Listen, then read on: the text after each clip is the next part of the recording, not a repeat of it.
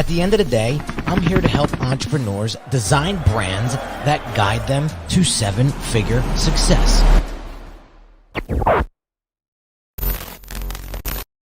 What is going on, everybody? Welcome to another Brand Doctor live stream. Today, we are going to be talking about how to ethically steal your competitors' clients. Yes, that is a very catchy title. It's a little racy. I had one of my friends call me out and say, Henry, that is an oxymoron, ethically steal. So we're going to have some fun today. And I want to encourage everybody that's watching this live to jump in, ask questions, drop some comments. I'm going to make this as interactive as possible, as always. But really what I'm going to be doing today is taking you through a little bit of a competitor profile exercise that's going to allow you to dig in to your competitors a little bit deeper than a typical competitive audit, or if you will. And I want you to start asking some of these questions that I'm about to introduce to you in a couple of minutes. So before we get started, guys, I have a quick little message, and then we will dip right into this. So stay tuned.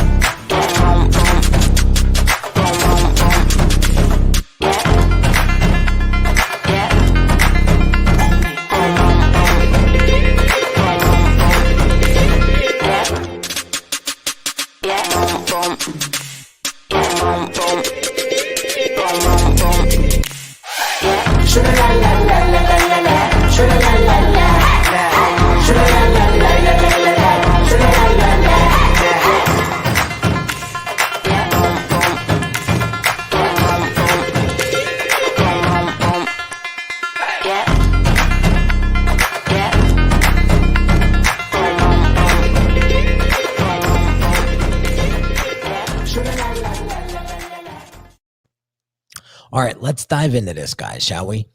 So again, I encourage questions. I encourage dialogue in the chat for all those folks that are watching live.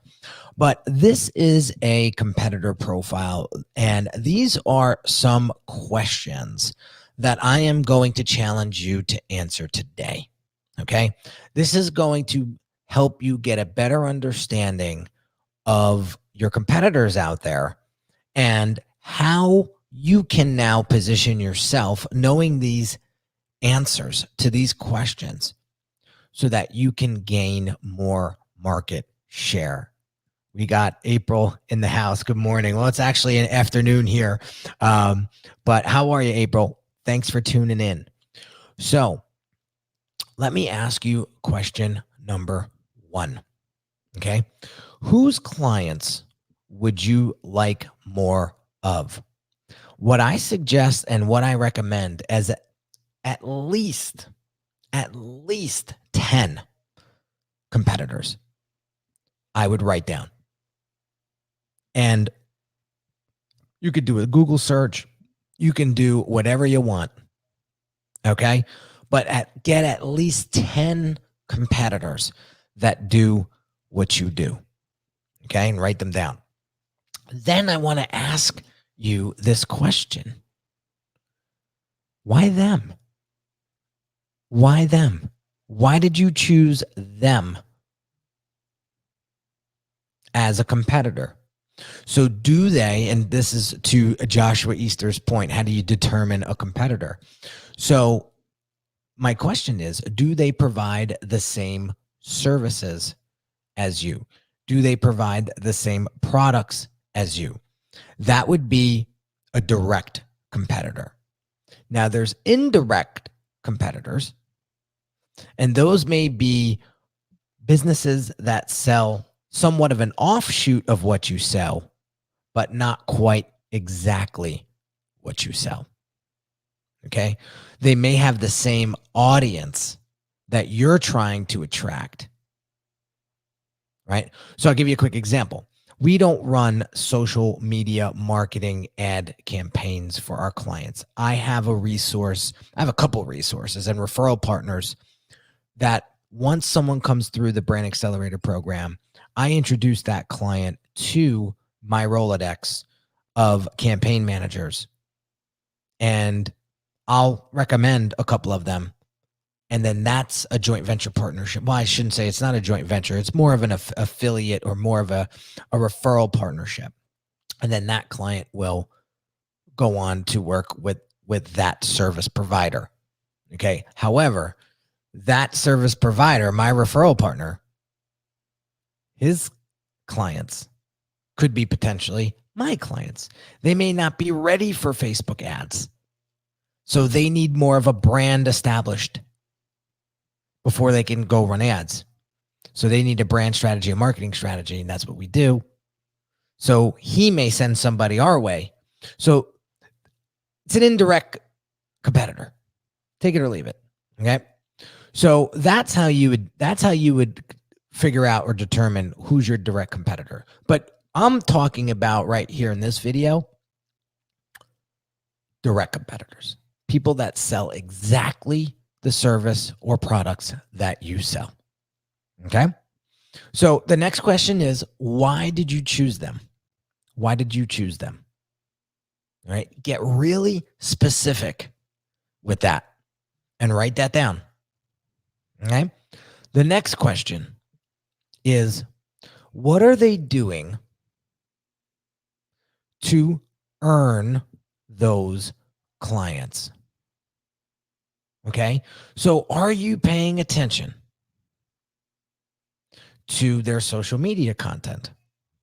Are you paying attention to the email broadcasts? You should be on your competitors' emails, because I want you to pay attention to how they're positioning themselves in the market. What language do they use? What content are they using? What topics are they bringing up? Right? These are just a couple examples. So what are they doing? Are they sending people to a masterclass? Are they sending people to a podcast? Do they have a podcast? Are they on Clubhouse running rooms? What are they doing to earn their clients? What are you not doing? Okay? What are you not doing that you should be doing? Now that you have 10 competitors that you're paying attention to, you understand why you're paying attention to them. And now you understand what they're doing to earn the clients that they're serving. And then the next question is, what could they be doing better? Let's take an analysis of that. Let's take some time and think about what they could be doing better. Now, you see where I'm going with this, guys. What they could be doing better, you will be doing. Okay? That's how you're going to take control of your market share. And you're going to ethically steal, quote unquote, clickbaity title. I know. Throw the pitchforks now. I don't care. But I got you paying attention, didn't I? And I got you into something that is a lot deeper than what you probably thought I was going to say or present today. So these are the 4 questions. These are the 4 questions that I want you to pay attention to when you are doing a competitive audit or a competitive profile. Okay? Whose clients would we like more of? Why them? What are they doing to earn those clients? And what could they be doing better? AKA, what will you then be doing better to regain that attention, regain that market share? Got it? So, any And yeah, April Tobin, common sense. We just don't think about it. Yep, exactly. That's why we got to bring it to attention. I got to bring it to your attention. Otherwise, you're going to continue to spin your wheels. That's a big problem. Now you're stuck when you shouldn't be. A lot of the stuff is already done. It's just a matter of how do we remix it? Look at Clubhouse, for example. They took a conference call. What is a conference call? Let's not get it twisted here, guys. And created an app out of it that now 7 million plus people use on a daily basis. Insanity. Maybe that's not the right word, but you know what I mean. They took literally a conference call and they turned it into an app that now 7 million people use. Is that nuts? That's what I'm saying, guys. So pay attention to what your competitors are doing, okay?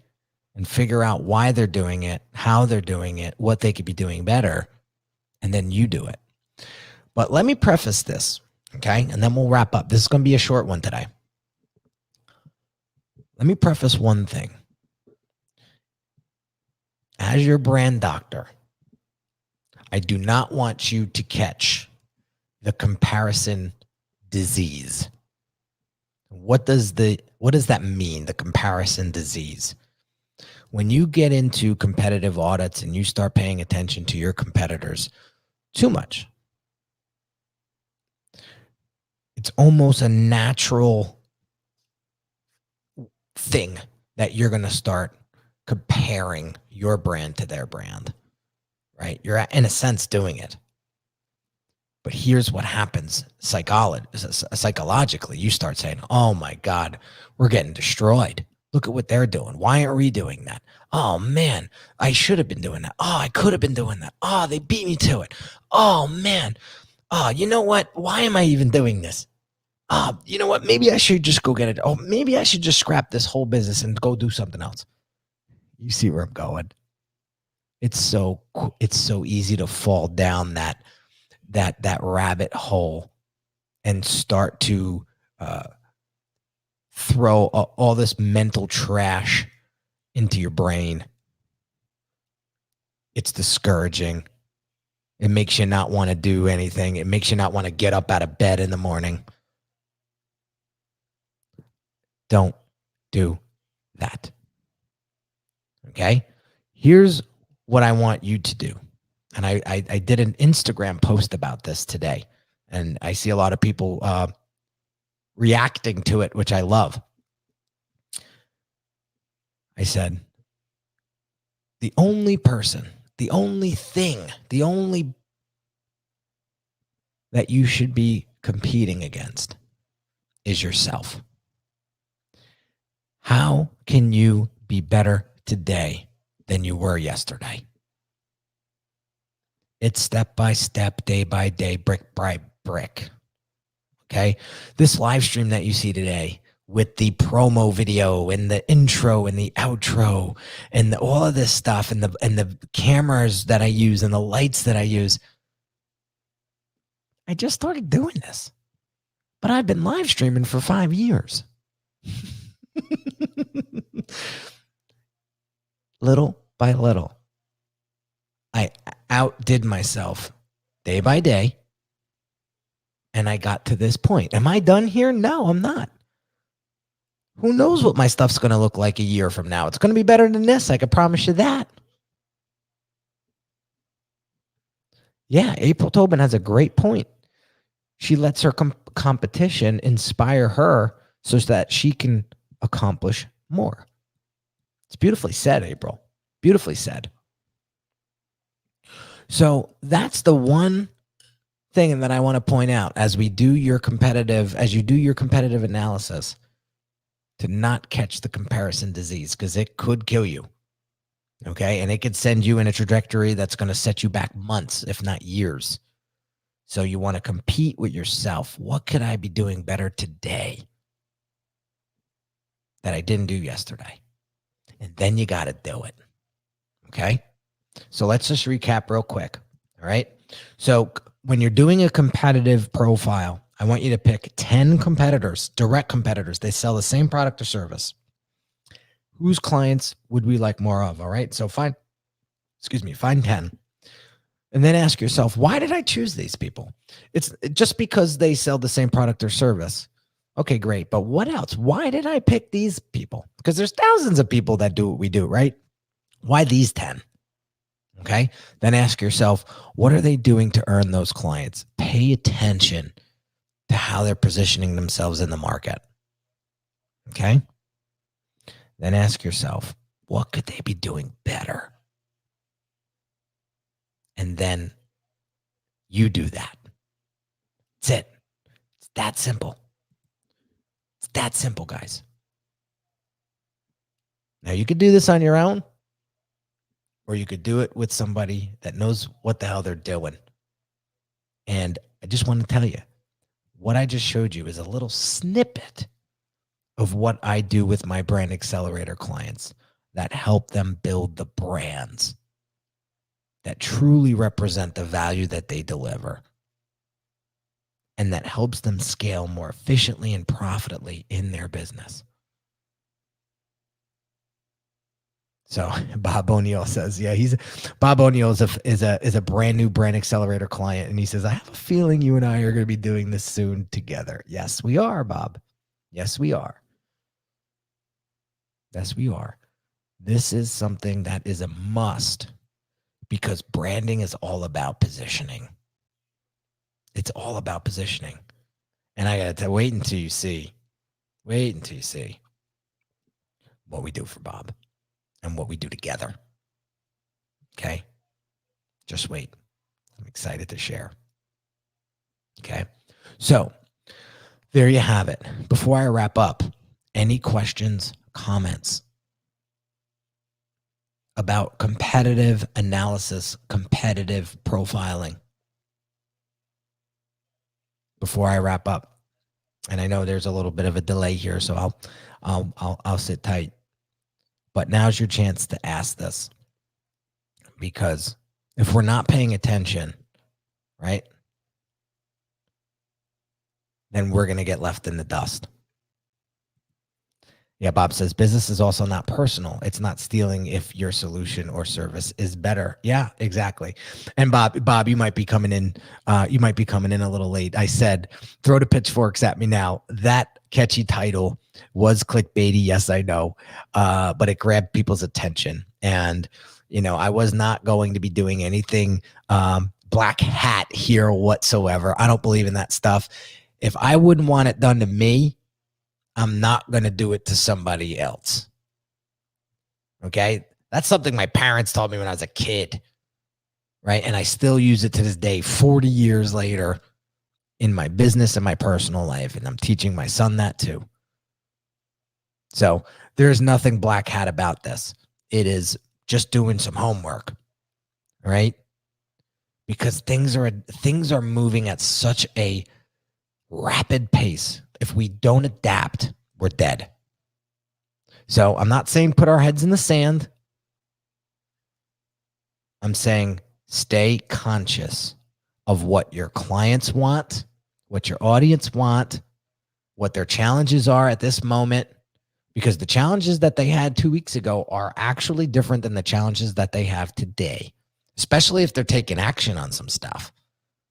Does that make sense? So that's what I'm telling you guys to pay attention to. Be alert, okay? Get on your competitors' email lists, follow them on social, and take notes. What did you love? What did you hate?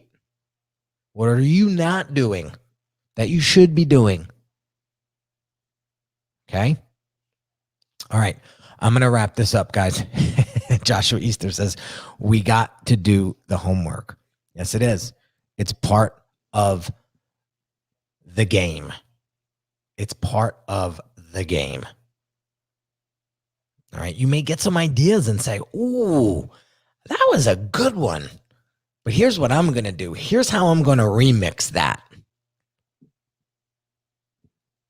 And then bam. Takes all the guesswork.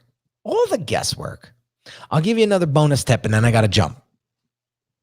One of the things I did a couple weeks ago, I went to a competitor's site and he had like pages of video testimony. So I blocked out an hour of my day and I watched every single video testimonial. You might have heard this before. I've said this in a podcast, I believe, in the past. But I watched every single testimony of my competitor. And you know what I was paying attention to? The language that those clients were using. Spinning my wheels. Lack of knowledge. Couldn't find an A team to work with. Had too many thoughts in my head and I didn't know what to execute on first, second, and third, and I was lost. So what did I do? I started using that language in my marketing. You know, why spin your wheels when you can hire a guide and get you to where you want to be a hell of a lot faster? You've heard me use the bus transportation, the public transportation versus the buying a car. Are you going to take public transportation and it's going to take you 3 hours to get to where you want to be and it's 12 miles away? Or are you just going to buy the car and get there in 8 minutes?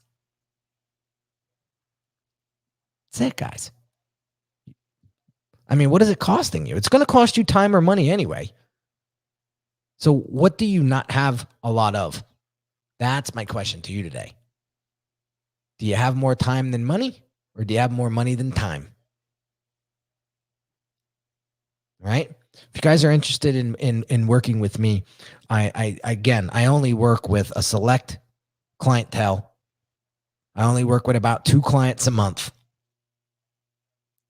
But we get the job done and we get it done right. If you're interested, all you have to do is go to my website. It's right here, uniquedesignz.net. You book a brand assessment with me. That's step 1 of the process. And then we sit down and figure out where you are, where you want to go, what's in between that's blocking, or what's in between that we need to overcome. And then we dial up the game plan and we make a move. So I highly recommend that brand assessment if you want to accelerate the scalability of your business, the profitability of your business, and the efficiency of your business. So have an amazing day, guys. Hope you enjoyed this one. Take care. I'll catch you on the next one real soon.